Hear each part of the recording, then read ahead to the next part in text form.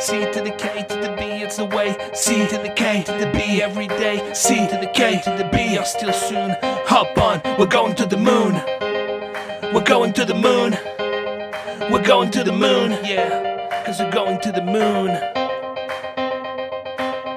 Thank you for tuning into our show. My name is Albert and your host is Telmo. Together, we are here to talk about projects across the blockchains and Web3 and learn more about the individuals behind these projects.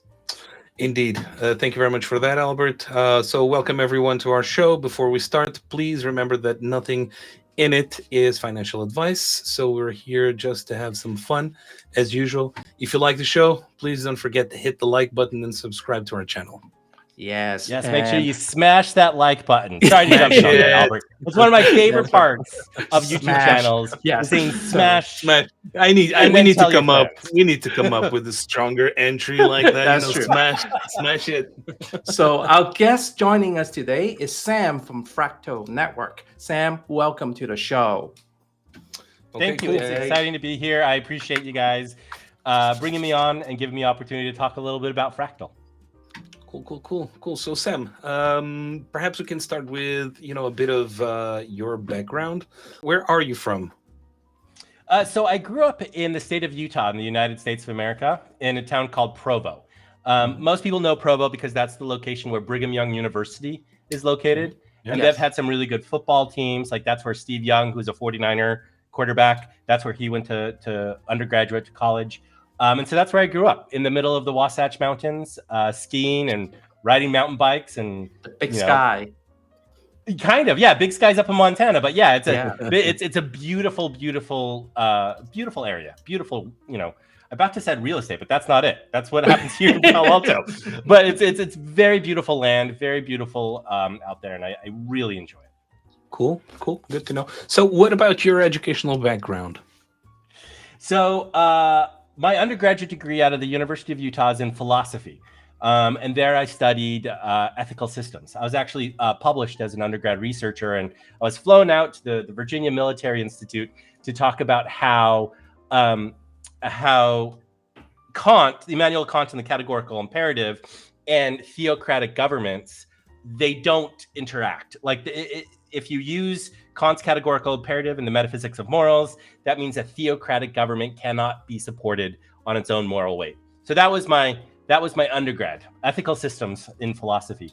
Very, very exciting. But nobody is going to pay me a dime to come into their company and say, what you're doing is morally wrong. I mean, it's not really something people look to hire somebody for. So I went to law school. Which, is almost the same thing. I went to law school. My emphasis in law school is intellectual property protection and corporate governance. But then I graduated during the financial crisis. This is 2008 to 2012 or so.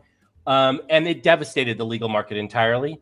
And I realized actually at this stage in my career that the skill sets that I have, the tools that I have, while good, we're not good enough, right? Like it's a soft skill of philosophy. It's a soft skill of law.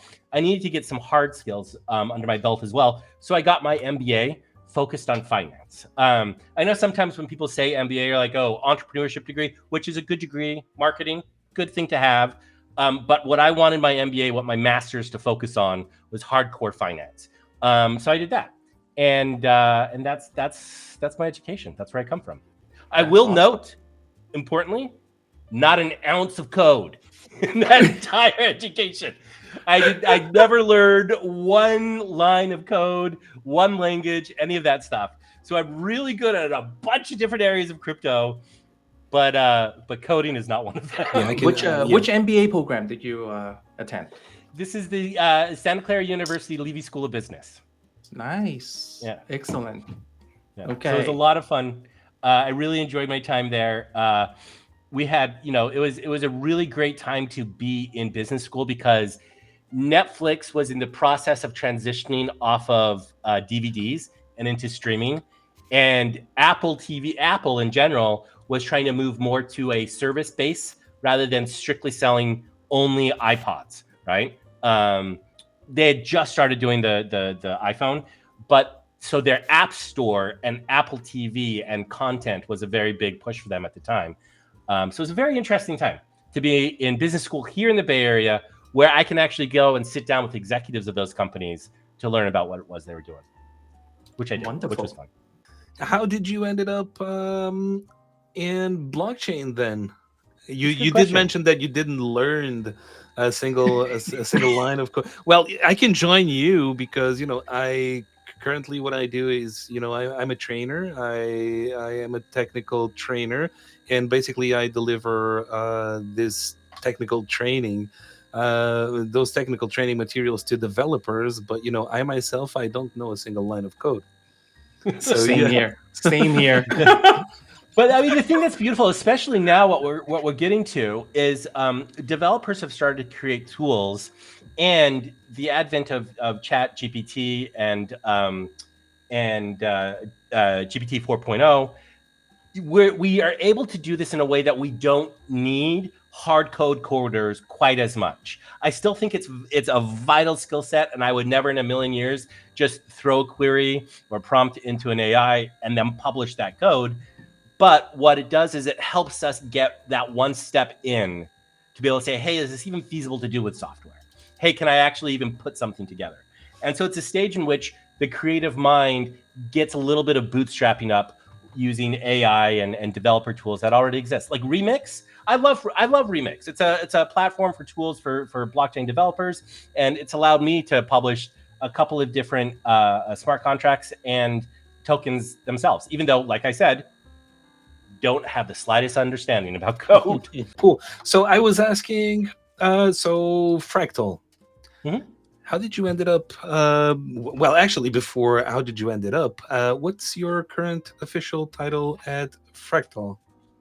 So Fractal Network is a product, right? And so they don't have employees, so to speak. Okay. So I am the CEO of a company called Discrete Labs. And Discrete Labs is the software development company. And this is very, very common across blockchain in general. Our primary product that we've released is the Fractal Network. We have a handful of other things that we do, which are wallets and a handful of other tools for the ecosystem, validator toolboxes and things along those lines. But Fractal Network as a thing is a product. So I'm the CEO. I'm not really even a CEO of Discrete Labs is my role. Okay. How did you get involved in this project specifically? So very interesting. During my career, one of the wonderful things about being here in the Bay Area is the number of small startups who really are trying to change the world.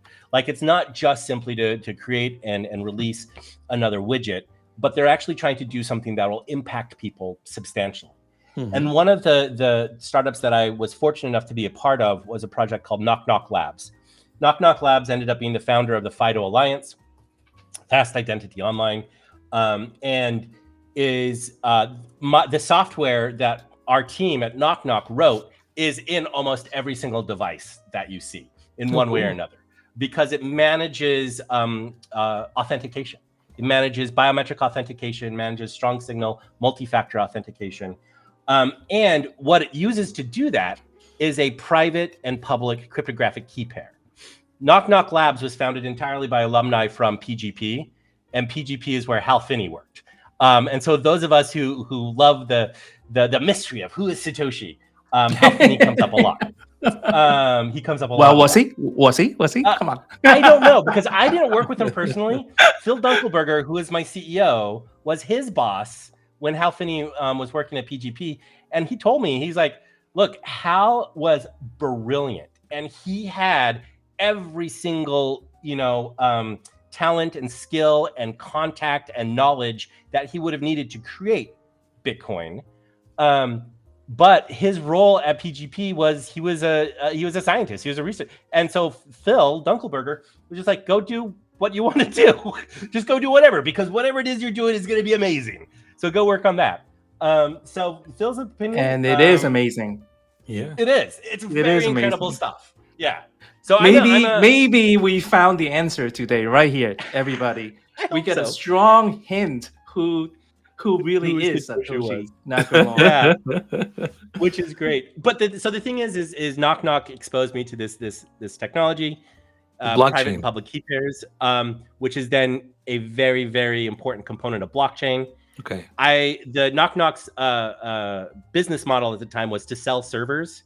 And one of the things that I realized when I was studying Bitcoin and then studying Ethereum was that in many ways, you won't need servers with a blockchain, right? Like the idea of me selling a server into the back end of, say, Fidelity, to be able to manage my private and public key pairs, be able to manage the private side of these things, we don't necessarily need that as much. And so that's when I jumped ship, and Tezos had just been founded at the time, and they were having some problems with their community, and some fight between the Brightmans and Johan Gebers, who was the president of the Tezos Foundation at the time. Mhm. And so they brought me on to establish and to get operational the Tezos Commons Foundation, which was their community organizing, marketing, business development arm, which I ran for about a year as we straightened up the problems with the Tezos Foundation. We launched the Tezos blockchain. That was a lot of fun. I was in Paris for that. 20-hour-day work weeks. It was fun. 20-hour-a-day work days. 20 hours a week. That's a great yeah. job. Doesn't That's a it great sound job. too much fun to me, But no, I mean, it was absolutely terrific. I'd walk to the office at about 4 or 5 o'clock in the morning because I was on weird time schedules. And so it was dawn, and I would walk by the Eiffel Tower on the way to the office. I would be in the office until about 2 o'clock in the morning, and then would go all out to eat, which I guess you can still find, restaurants open at 2 o'clock in the morning in Paris. And I ate sheep ring one time by accident that trip, but it was fun. It was great. So that I started in Tezos, went from Tezos to Thundercore to Harmony, and now from Harmony to Fractal. Wonderful. Cool. So, last funny question. Well, not last funny question, but I do have here a funny question for you. So, if you had to, not if you have to, but have you ever tried to describe your job functions to your family members who are not at all familiar with blockchain? Yes, it's really hard. It's like, what is he talking about? Exactly. And fundamentally, the way I tell them is, hey, look, we make sophisticated accounting software. Yeah. Like I can't like once you get beyond that, you get really deep into proof of work, proof of stake, elliptic cryptography, SHA-256 encryption. So I just one say, line, hey, just cover it all. Yeah, that's it. Now, pretending that we are 5-year-olds here, how would you describe Fractal Network as the product to our audience? Like we never heard of it, and we just come in and meeting you for the first time. How would you describe it? Can I ask a question? How savvy are you with blockchain? Even if you are 5 years old, do you understand the difference between Bitcoin and Ethereum? Yeah, let's assume that we do. We do. Okay. We know the differences between the two. I don't know a whole lot of 5-year-olds who know the difference between Bitcoin and Ethereum, but I'll give you the benefit of the doubt here. So Fractal Network is a layer 1 blockchain. It's a layer 1 blockchain who we had our origin in the unspent transaction output architecture. That was the first chain we published. All right. We have grown since then to include additional chains and philosophies to be able to access better developers, better programmers, better. I should not use the word better because it's not a qualitative thing; it's a quantitative thing. We want more developers, we want more users, and so we added an EVM compatible chain on top of it, which is an account-based model. So we're a layer 1 blockchain, UTXO on the base, EVM on the top for people to be able to use their EVM apps.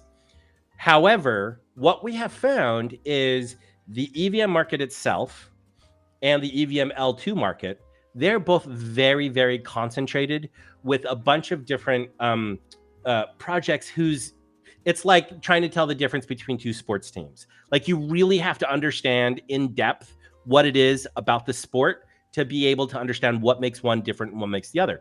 The same thing happens with professional athletes. That happens in blockchain. Like Gavin Wood can jump off of one project and go to another project, and suddenly that project's the most important in the world. following up on that, how Yeah. would you say to attract a developer onto Fractal? What would you tell them? What is the difference? Makes Fractal different as an L1 versus any other like UTXO L1 projects? Yeah. What would you say to I that person? think it is where we sit right now and what we are planning to do in the next 6 months. So where we're sitting right now is we have a very robust UTXO market, and we have attention from the EVM players. And we have a very good mechanism that we can bring people from our EVM into our UTXO atmosphere. I hesitate to use the word bridge because I don't like it. It has a lot of negative connotations. All right. Nervos, the CKB, and their RGB++, they're using a new term, and I've heard it both be leap or jump. Are you guys familiar with this term? Yeah, with the Yes. isomorphic binding. Yeah. Yeah, with the isomorphic binding, which is brilliant. I absolutely love the work that they're doing over there. Yeah. And that's actually why developers would be interested in us now. So first off, our UTXO is written in Rust. There are a lot of Linux people out there. There are a lot of people who write Rust. It's different than Solidity, obviously. In some ways it's better, in some ways it's harder to use. But so anything that you want to build on our UTXO can be deployed using Rust. But the couple of things that we are doing is, number one, is we're rolling out support for the Rune protocol standard, right? So this last year, we've seen a lot of really great things happening over in Bitcoin. We had our ordinals at the beginning of last year. It was like, oh, wait, we can do something with these sats, these Satoshis. Yeah. Then we had BRC20s towards the end of the year. That's like, let's do something a little more. Yeah. And then we got the runes earlier this year. And so we're slowly showing that we can create, unlock liquidity, create utility using existing Bitcoin assets, frameworks, and technology. Excuse me. And that's why Fractal right now is a prime position to really explode over the next 6 months. We're adopting the Rune standard, and that'll give us something equivalent to an ERC20, but for the Bitcoin network, right? Okay. So if we think back to the massive growth that happened on Ethereum in 2017, regulations, ICO issues aside, this was a huge opportunity for builders to come in and create value and create utility using the existing structures. And so Rune protocol is going to enable people to do that. But then we also have the innovations that are coming out of Nervos, right? So the Nervos RGB++ work gives us the ability to accelerate finalization, so we don't have to quite wait all the time for that next block in Bitcoin. Excuse me. The next 2 or 3 blocks in Bitcoin to be established to get the finality. So you can move things faster, you can move things more cheaply, but you can still have the Bitcoin security as your foundation. So Sam, just follow up on what you're just saying. So potentially, if let's just say if we issue a token on Fractal, then we can actually send it over to Nervo's network, right? Like that, Correct. and still be considered a Bitcoin asset. Is that Correct. the idea? That's So the that idea. is a very, very useful between the two, between Fractal and Nervos. Do we bypass Bitcoin, or is it find the finality of that asset being on Bitcoin? Is that how should we look at that? That's an excellent question. Yeah, it's an excellent question. It all depends on how the architecture ends up working out, right? So the first step, both for Fractal and for Nervos, is to index Bitcoin and to connect them and get the isomorphic binding directly to Bitcoin, because that's where the security comes from, right? And so then the question becomes, do I need to leap my asset from Fractal to Bitcoin and from Bitcoin to Nervos, or will there be a direct one? And that all depends on... Yeah, that'll all depend on when I start talking with Matt and the team over at Nervos and my team here about what it is we think is the most secure and the best way to go. I haven't whiteboarded that out. From a financial and a efficiency point of view, it would be the easiest just to go Fractal directly to Nervos, right? Correct. Right. And then when everything syncs up, it goes right back to Bitcoin. But that being said, like I said, I don't code worth a damn. So I'm going to sit down and I'm going to listen to the experts who, like, we have some great UTXO people. We have some great zero knowledge people, and same with Nervos, and same with the larger Bitcoin community. And that's what I'm going to rely on. I'm going to say, okay, you guys, let's talk about this. What is the most effective way? Do we need to go through Bitcoin? Yeah. Will it clog up that network? And that's what they do not want. Correct. Yes. So you're the person to say, make it happen, right? You're the boss to say, let's make this happen. Good. We're looking forward to that. That is a great leap forward for the ecosystem, I think, in general, right? So now, and I don't. And here's the thing. Sorry. It's your interview, Albert. So please go ahead. No. I would just like you. Go ahead. Please continue your thoughts. One of the things that I think about a lot is how valuable Bitcoin is, and how much energy is stored in that ecosystem looking for something to do. One of the most important things that I read in an analyst report probably in the last 3 months was the fact that 5 to 10% of Bitcoin holders want to just do something with their Bitcoin. They don't want to vacate it. They just want to do something. They want to see some yield. They want to find some way to do anything with it. The size of the Bitcoin marketplace is such that means you're talking about $50 to $60 billion worth of value. That is just begging to be used. And that's about the same size as the entire DeFi market on Ethereum. It's a little bit smaller. But that is the size of the liquidity and the economic energy that is waiting to be tapped over on Bitcoin. Yeah, we need a DeFi protocol for Fractal and Nervos.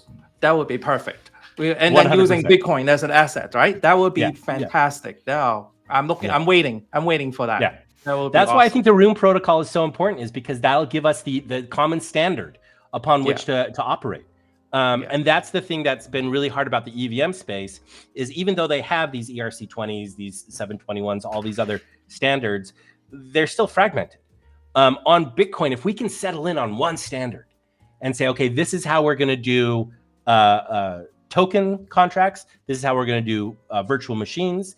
We're going to rely on the RGB++ method of isometric binding to be able to do bridging, quote unquote, moving from one chain to another.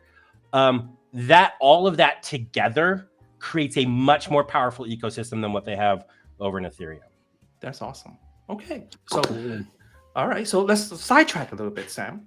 Now, it sounds like your day is very hectic. You have a busy schedule. So how do you spend your free time when you're not working in the crypto space, that is?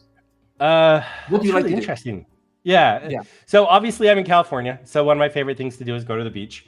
But that seems boring. I also have kids. And so when I have free time, I spend a lot of time with my kids, working with them I love doing science fair projects. So like I built my son and I, last year for our science fair project, we did a linear accelerator, also known as a railgun. We built for the science fair project because I'm here right next to Stanford, right? And we have the Stanford Linear Accelerator here. So how old is your kid? This was his 5th grade science fair project. Wow, 5th grade, building a railgun. I like it. I like it. Because at the end of the day, it's pretty straightforward. I get some metal balls and I get some magnets, and I set them up in a way that they just will go through these magnets over and over again and accelerate to the end. And he thought it was the coolest thing on the planet. Anyway, so I do stuff like that. I kind of tinker. I've fallen in love with Crunch Labs, Mark Rober's Tinkerbox stuff. So like my 13-year-old and I, a little bit older than the 5th grader, we build these firing turrets. We hack them. It's a great. I can't recommend Crunch Labs and Mark Rober's YouTube channel highly enough. Go check it out. It's great. Like and subscribe to that one too. Now you guys can cross post and get a lot more viewers. His channel is huge. So I do sort of that. But I also love my comics and science fiction. Nice. And there are a lot of amazing ideas that come out of science fiction that are completely applicable to things like crypto. What's your favorite comic? So my favorite applicable book from science fiction is from this guy named Hannu Ramanajari. I can never pronounce his last name correctly. He's from Sweden. He's a mathematician, but it's called The Quantum Thief. And it has a lot of amazing implications about smart contracts and nanoparticles and protocol wars and all sorts of really, really cool stuff. Definitely go check it out. All right. If I were to say my favorite comic, it's probably going to be the Manhattan Projects by Jonathan Hickman. Imagine serious stuff. Well, I mean, the thing is it's what's brilliant about it is it's imagine if Albert Einstein and Robert Oppenheimer and Enrico Fermi, they were superheroes as well. No. Right? It wasn't, they just weren't just brilliant scientists, but they were brilliant scientists like Tony Stark is a brilliant scientist. So they're, fighting aliens and stuff. It's great. Wow. It's great. Sam, as the CEO of the Creek Labs, can you share with us the best moment you have had as the CEO? This is going to sound weird. The best moment I had as the CEO is when I was told that we weren't getting listed because we had been declared a privacy coin for an exchange. The reason why this is weird. One of the very first things that I did when I came into the project was I was looking around, okay, what is our hook? What is the thing that we're good at that people really want? And how can I position it as being vital? And it came down to a question of privacy. We were using, zero knowledge proofs. We use zero knowledge proofs in our technology. We're talking about being able to both mask and unmask senders' wallets and recipient wallets and token types and token amounts, so that you can both have your privacy but also be compliant. But the effort that I did in associating the project with the concept of privacy was so good that 3 or 4 business partners said, "Hey, we can't touch you anymore because you've been declared a privacy coin by like Chain and Alex and 1 or 2 other of the research firms." And it drove me a little bit nuts because when it comes to, if you're declared a security token, I can turn to the Howey test. I can get a legal opinion and say, no, I'm not a security. Like I don't fit your stance. But when it comes to a privacy coin like Zcash or Monero, there isn't a legal justification. There isn't a legal definition of what that is. And so it's just a matter of, well, when I search your project and the word privacy, they come up together. So you're a privacy coin. I'm like, privacy coin it shouldn't be like a bad thing, should it? It's not. So this is the thing. I don't agree that it's a bad thing either. Well, I agree that it is not a bad thing. That I think. But the issue was, whenever people can't track whatever actions are made on the blockchain, they start, thinking about money laundering and terrorists and stuff like that. Maybe that's why. Yeah, that's 100% what it is. Because all of these banking relationships. So one of the main partners was somebody I was working on to get a fiat on-ramp and off-ramp for the project, right? And they had just been acquired by an international consortium. So they had a lot more legal requirements and a lot more legal firepower.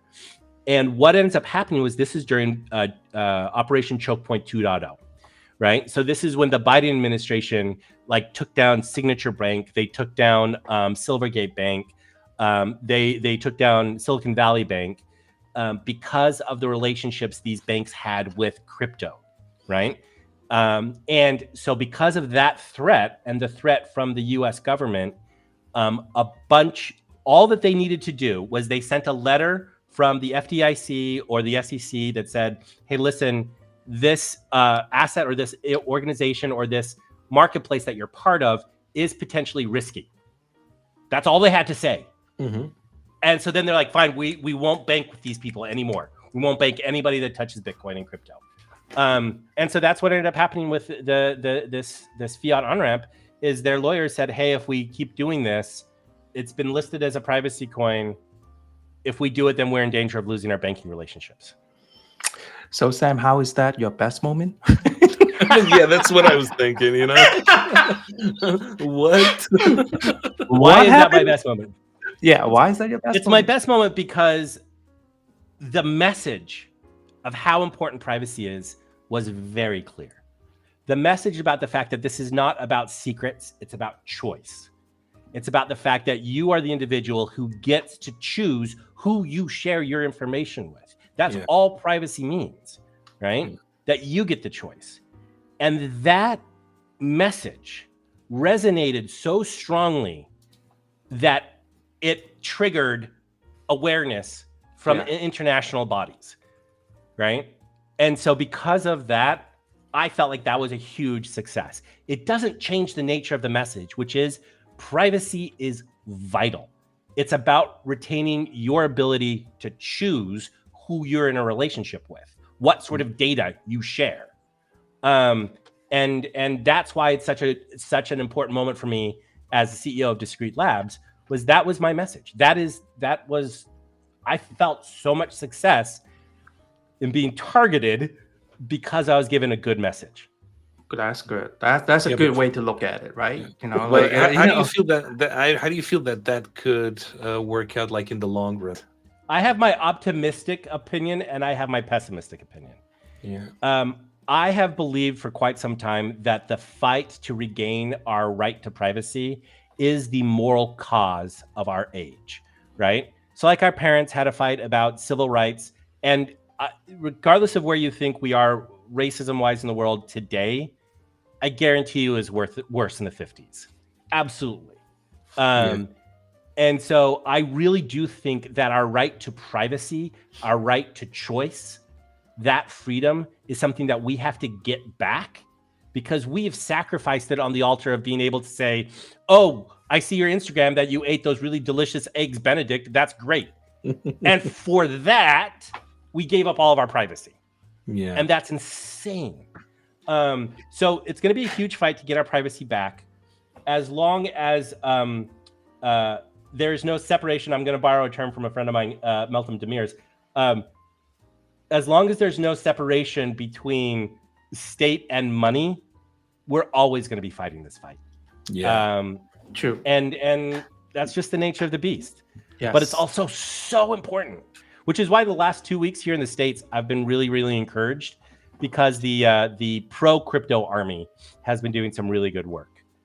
We've had some good legislative wins in the last week. Yeah, finally, right? Yeah. So no, that's great, Sam. Now, as the CEO, what is your funniest moment or most embarrassing moment while you're working at Discrete Lab? Let's see, funniest moment or most embarrassing moment at Discrete Besides coming Lab. on the show, that is. Besides coming on the show. No, I think that's my biggest regret since I've been CEO. So my biggest embarrassment is actually probably the launch of our EVM staking. So in the tail end of the year last year, this is August, September, October timeframe. All of our staking, because UTXO is our base layer, our staking mechanisms were built on UTXO using Rust, right? But our user population ended up being significantly over on EVM. And the process of transferring your EVM tokens over to the UTXO to participate in staking, it worked, and it was fairly smooth. But anytime you ask anybody to click an extra button, you get drop off. And so we wanted to introduce EVM staking to be able to include those individuals as well, and those tokens to help secure our network. The rollout was mishandled by myself. I did not stay on top of the bugs well enough. I did not stay on top of the engineers and the employees that were building it offshore. And it was a month of bad user experience, top to bottom. I remember so that is my biggest reading about it. Yeah. Yeah. That is 100% my biggest embarrassment about my time.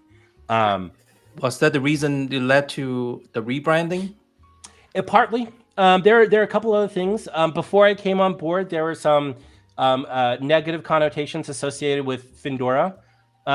There were some lawsuits. There were some behaviors of prior members that led to a very negative connotation with Findora. The privacy connection, Findora and privacy were wrapped finger, like hand in glove, which, like I said, was really good. I liked that, but then it created problems when it came to closing business. So all of those came together to say, hey, you know what? The best way forward is to try and rebrand, to get rid of some of the toxic employees that we had, to try and basically cut the necrotic tissue and just leave the stuff that's still alive and push it to thrive. Sam, It was thank a you for hard sharing. decision. Yeah, Yeah, thank you for sharing that. That is what a CEO do. That's what you're supposed to do, right? Yeah. So now, being in California, what is your favorite sport or teams that you support? So I'm in the Bay Area. So I'm in Palo Alto. So it's like the Giants and 49ers, right? Those are my two. Sure. Those are my two teams. Baseball and football. Baseball and football. The Sharks. My girlfriend is a huge hockey fan. I think I've been to one professional hockey game in my life. But so we have the Sharks coming up on our calendar. But as far as an actual sport that I play, and this is gonna be so embarrassing, that I actually follow a little bit, is pickleball. Yay! I don't know. Telmo, do you know what pickleball is? I don't, but now I'm curious. I gotta share that. Describe to Telmo what pickleball is. Okay. It is a crazy new sport. Go on. Yeah. It's a crazy new sport. It's really, really taken off in the last 5 years or so. Everybody, every single retired person is playing it, and every child is playing it. And it's just the people in the middle that have to get over themselves to get out on the court. Because effectively what it is imagine you're playing ping pong on a tennis court using a wiffle ball. So that's kind of it. Only in the USA you come up with this kind of sports, right? A cross between table tennis and tennis. Ping pong and tennis. If I say that they're all the same, someone will come at me, Yeah, they'll come at you and be like, no. You got to dink when you're dunking. Yeah, that's the thing. No, pickleball is interesting. It's really fun. It's fun, and it gets my sweat going, and it's very social, and it's intellectually very serious sports right now. It's a very, very serious sport here. Sam, just a few more questions on the product, on Fractal. For example, the current type of investors that you have of the token itself, FRA. I'm saying it correctly, right? Yeah. FRA. Yeah, FRA. Okay, cool. How do you describe those investors? Do you have like a typical investor, or they come from all over the place? They're different type of investors. It's a good question. I want to quibble really quickly because I am CEO and I did go to law school. I want to quibble with your word of using investor. Okay. Just because I don't want this interview to be holders. Holders. There you go. The best. No, investor is more like what people are used to say nowadays. I'd say one of the most difficult things to help people realize, because blockchains can't exist without communities. You have to have a community. You have to have people to run your nodes. Otherwise, it's not decentralized, right? Yeah. And so I want to do everything I can to both listen to, support, and engage with the community. But when they believe that they have investor rights, when they think that they have the ability to do a vote of no confidence, or they deserve dividends, or what have you, my lawyer, small hairs start prickling up. I'm like, but you're not an investor. You're not an investor. But the community, Fractal community is predominantly actually in Southeast Asia right now. We have a large number of our community members, and the validator nodes are actually in the Southeast Asia area. And this is everything from Taiwan and the Philippines to Malaysia, I think. So I think somebody was mentioning that they were in Malaysia the other day. So we have those there. That's probably where the majority of our trading happens, is out of Southeast Asia. But we also do have a small population here in the States. It got smaller when KuCoin introduced their KYC, because it made it harder for stateside people to trade. But so that happened. We also have a small population in Europe, mainly Eastern Europe. That population, again, they are less active now than they were.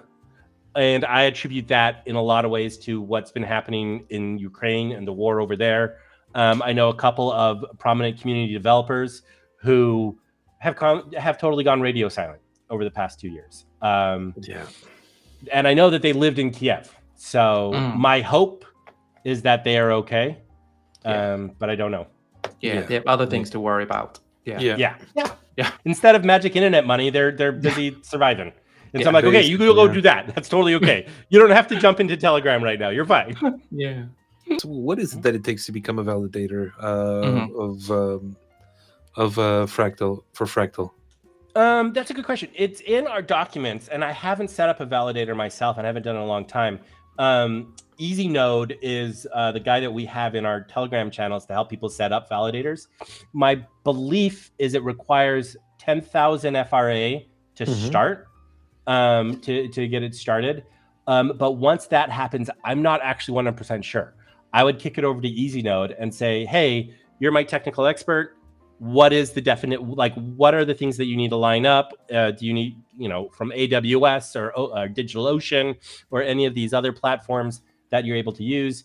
Actually, did DigitalOcean, they may have ceased allowing blockchain projects in their cloud, but that's neither here nor there. Okay. But the point is, I'm not 100% sure.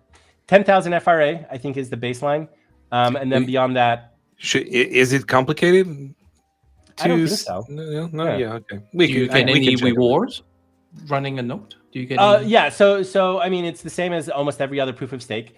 You generate rewards. The APY that gets generated is dependent upon the amount of it's FRA, like a staking stake pool pieces. where people can stake their tokens or coins. Yeah, so the validator node, so what happens is your validator node is the thing that signs the transactions, right? Saying they're okay, yes, right? But then he's going to have his own tokens, but then I can delegate tokens myself or from other people in the community to him to make his node stronger, right? So he'll have more voting power. That has two different things. Number one, he earns more rewards. And so the people who delegate to him can possibly earn more from him, right? Okay. This turns out to be an issue of economies of scale. So let's say to run a validator node, it's going to cost you between $50 and $100 a month in charges to AWS, for example, or electricity charges. Okay. And so once you hit that $50 or $100 in profit, everything else is gravy. And the percentage yield that the blockchain provides to the validator node varies between 10 and 16%, although I have seen it go as low as 8%.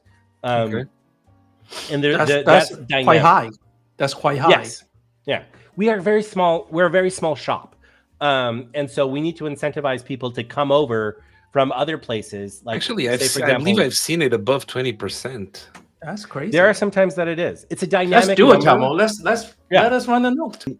FRA tokenomics. Can you break it down a little bit for us? They're complicated. So the FRA tokenomics, we inherited them from the Findora project and the Findora Foundation.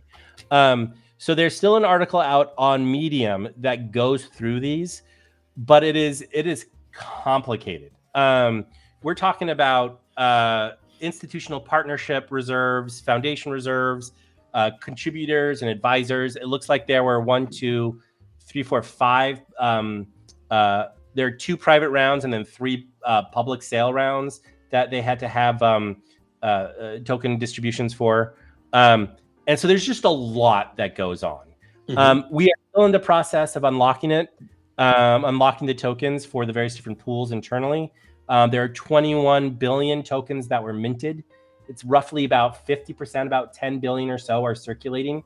That being said, one of my number one priorities right now is to increase our burn rate. So all the transactions are burned. I heard you said that the other day, and I don't remember. You said that you were going to increase the burn rate in how much? 10-fold, 100? 10x, yeah. 10, well, 10, maybe even 100x, to be honest. So because it worked really well. So we launched the Fragments Marketplace, which is a BRC20 marketplace. And part of what I wanted to do is I increased a little bit of a service charge on top of that. That was 100 FRA to mint or to create a BRC20. And that in, what was it, like a month burned we're like the marketplace itself is still pretty much in beta, but it burned on the order of 400,000 FRA. Wow. And in fact, I think my most recent report, it was so much higher that I asked them to double check this, but they burnt 1 million FRA in 2 days. Wow. Earlier this week. Yeah. So, and that I still have to get that verified. But that was what the report was saying. But that's part of the process. Like, I feel like we have too many tokens in the marketplace. There are too many still to be unlocked. We have to control our supply better. And so I'm introducing a whole bunch of things to burn those. The thing that is the most controversial is the 100x increase in the transaction price. The transaction fee is going from 0.01 FRA to 10 FRA. Is that 100 or is that 1,000? Math is not my strong point right now. Hey, why should I go out and buy some FRA at this moment? Why do I want you to join my community? That's the question. Yes. We are very well positioned right now. We have been in a sometimes how sports teams, they will have rebuilding years. Like, they'll go and win a championship or 2 or 3 championships, but then like their superstar players go on to other teams or something happens. And so they need to spend a couple of years bringing on rookies, bringing on new guys, and do rebuilding years until they're about ready to launch. So the last 6 months or so have been a rebuilding time period for Fractal. Getting rid of a lot of the dead weight that was holding us back and repositioning us well for what's going forward. So now is an opportune moment to be part of a community that's going to do amazing things with the Rune protocol and standardization across UTXO chains. We just joined the UTXO Alliance. I don't think the announcement has gone out yet, but we just joined that as well. Yeah, I heard that the other day. I'm not sure if you guys are already on the website, but that's huge. That's huge. Yeah, no, it's great. I'm actually going to be speaking at their town hall on the 7th. So that'll be exciting. But the whole idea behind me joining the UTXO license is I want standards, right? I want you to be able to code something on Nervos that'll work just as well on Fractal. Yeah. That all you have to do is change your RPC endpoint, and it works just fine. That's my goal. So positioning Fractal in a position where we can benefit from the explosion of runes. We can benefit from the amazing technology that Nervos has done in the RGB++. We can be part of that community as we grow. And having somebody who was there the early days of Ethereum, 2017, 2018, I saw a lot of the problems about what those communities had to go through. I also saw a lot of the opportunities. And I know how to recreate those same moments of growth and adoption. And so that's why I think somebody should join the community now, is because we are poised we are very, very, very beginning of doing some amazing things with UTXO chains and with Bitcoin. And Fractal is going to be core to all of that. I will say, Telmo, first, obviously, not financial advice. I said that in the beginning. We're not endorsing anything, guys. Yeah. I never give any financial advice. I never give any legal advice. We do have headwinds in front of us. And this is true for the entire crypto community. There are a lot of people who are building some really, really cool things. And there's a lot of people who don't want us to build stuff, right? Like, we have a lot of regulatory headwinds. Although today is a great day. The ETF, the Ethereum ETF was approved. So that's amazing. Yeah. But there's still regulatory headwinds. There's still marketplace headwinds. There's still difficulties with traditional people saying, oh, crypto is a scam. So there's a lot of things still to fight. However, I love this community. Like, I love this group of people. Being in crypto has been so much fun. I've never met more interesting, educated people who are literally trying to do something new and different and change the paradigm as I have in crypto. Yeah. And it's been a blast. I think you just summed it up very nicely for everybody. I think we are all here because of that. In some way, because of that. It's not about money, not just money, sorry. Not just about money. We gotta figure out a way to feed our family, right? Definitely, yeah. But this journey has been amazing. So do you have any hidden talents, something that you could share perhaps with people on the internet, like I don't know, like musical talents or something? Does regret count as a special talent? It can, yeah. I mean, my mom told me I'd 100% regret not sticking with playing the piano, and I do. And she 100% said I will regret not sticking with martial arts like Taekwondo or Gracie Jiu-Jitsu or Kempo karate, and I do. Although I'm getting a huge kick out of my son learning Jet Kundo, so that's fun. So actual kind of talents, I love oratory. Does that make sense? Like, I will sit down and I'll watch a great speech. I love watching the debates from the Oxford Union.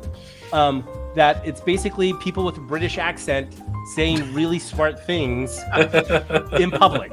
And I'm like, this is great. I'm gonna do this all the time. Okay, I did not expect an answer. That is. Yeah. That's kind of that's my dirty little pastime secret. We learned something debates. about Sam. Yeah.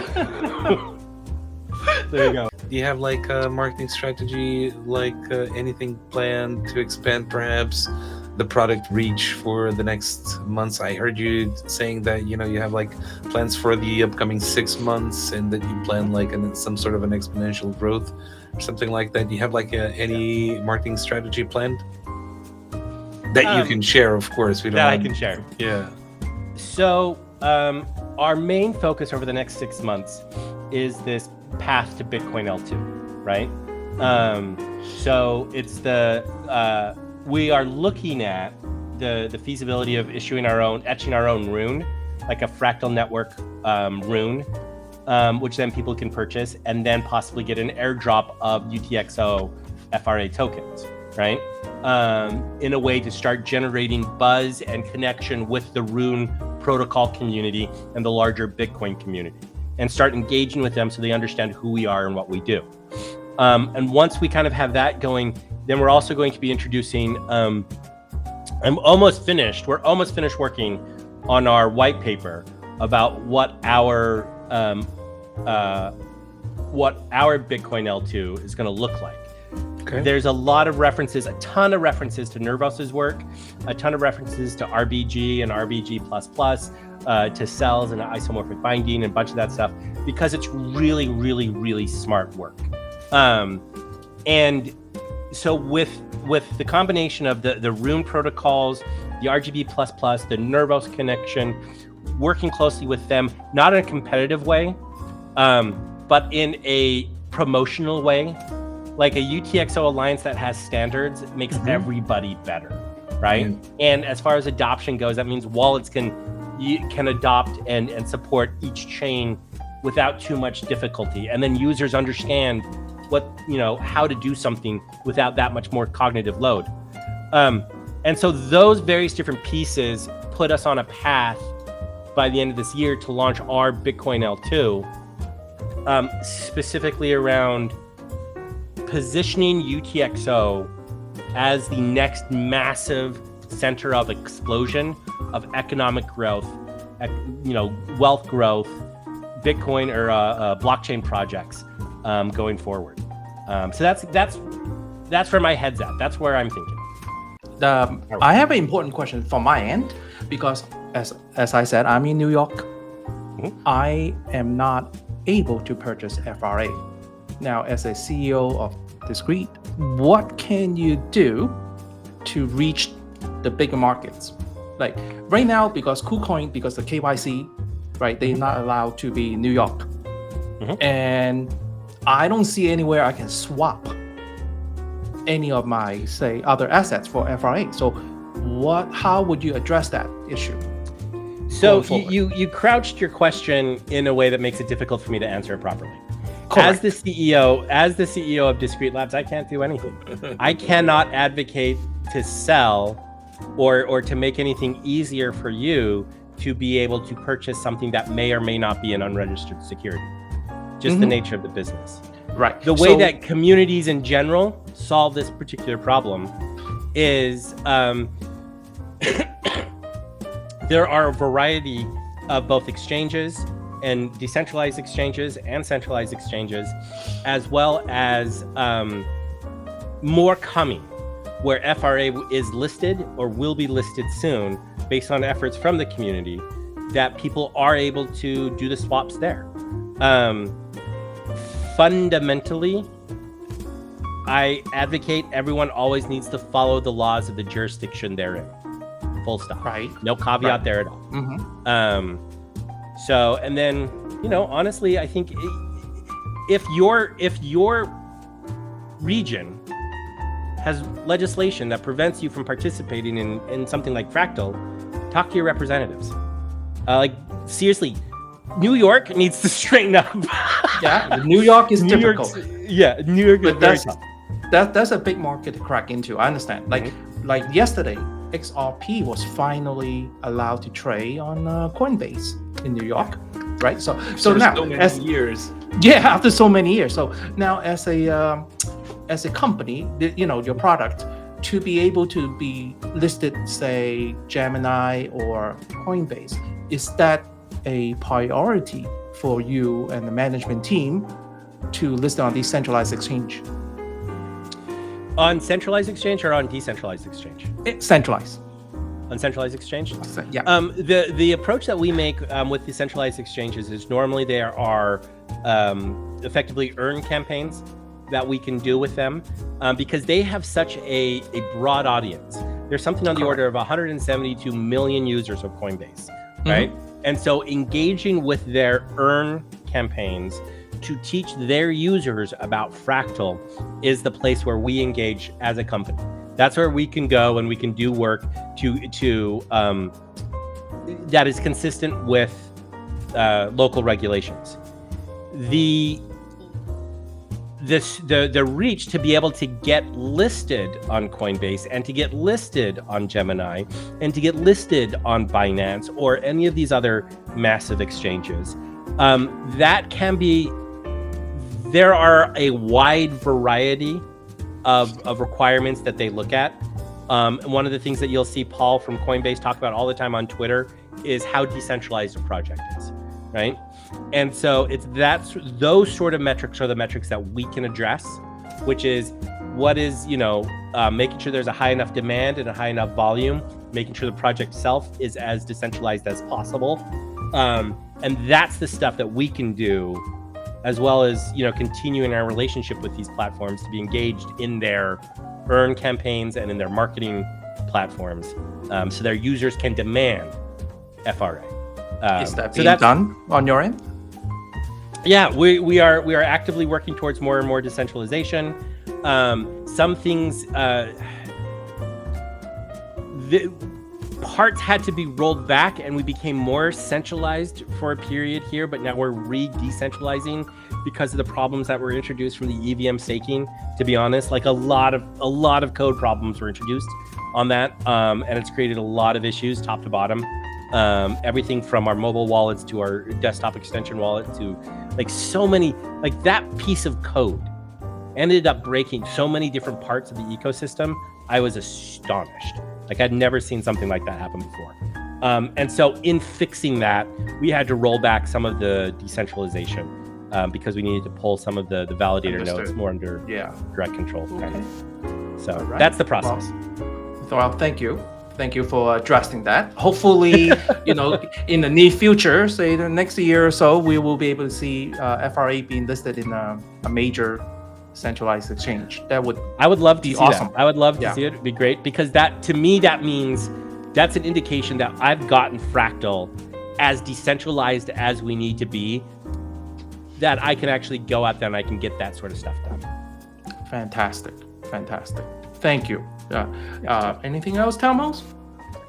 No, we've already extended ourselves for, Yes. You're Thank gonna you, have Sam. fun It's editing been- this, Telmo. That's what this is gonna be. yeah, definitely. 2, 3, 4, 5 hours, which is Yeah, fun. so- It's fun. Okay, cool. Thank you, Sam, for coming today. It was a lot of fun. We look forward to for you to have you back on the show and for updates. Yeah. And thank you everybody for watching. We'll see you next time on Telmo Talks. Definitely. Thank you very much, Albert. Thank you very much, Sam. And yeah, see you on the next one. Bye, guys. Telmo, Bye. Albert, thank you guys both very much Thank for you. joining us, letting me join you. Excuse me. And also to all those Nervous Network members of your community, you guys are doing great work. And I cannot tell you how impressed I am with not just the quality of your community, but also the quality of your leaders. Matt, I've never met Matt before in my life, but I've read a lot of his stuff. Phenomenal writer. Just really, really great at explaining very difficult concepts. Very, very, very, very straightforward. Unless he's tweeting about it. If he's tweeting about it, then you won't understand the thing. That's a valid point. I consume Matt almost exclusively on Reddit, so that you may be 100% correct there. Okay, so cool.